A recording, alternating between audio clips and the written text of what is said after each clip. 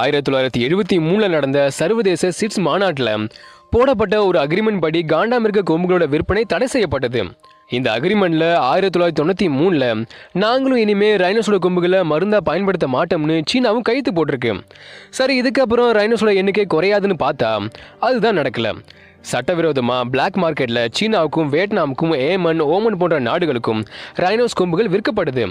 Black மார்க்கெட்ல ரைனோஸோட கொம்புகளுக்கு மதிப்பு அதிகமாக இருக்கிறதால வேட்டைக்காரங்களோட ஃபர்ஸ்ட் சாய்ஸாக ரைனோஸ் தான் இருக்கு. ரைனோஸை எப்படியெல்லாம் வேட்டையாடலாம்னு கச்சிதமாக பிளான் போட்டு செயல்படுத்துறாங்க. ஹெலிகாப்டர்ஸில் வர போச்சர்ஸ் ரைனோஸை அழகாக டார்கெட் பண்ணி தனிமைப்படுத்தி துப்பாக்கியாலேயோ இல்லை ஈட்டியாலேயோ அதை தாக்கி கொள்றாங்க. செயின்ஸா மெஷின் மூலமா ரைனோட கொம்பை வெட்டி எடுத்துட்டு உடல் பாகங்களை சுரண்டிட்டு கிளம்பிடுறாங்க. சில நேரம் மயக்க ஊசி செலுத்தி ரைனோட கொம்புகள் வெட்டி எடுக்கப்படுது. ஆனால் கொம்போட அடிப்பகுதி வர வெட்டி எடுக்கிறதால ரத்தப்போக்கு ஏற்பட்டு ரைனோ இறந்தும் போகுது. உலக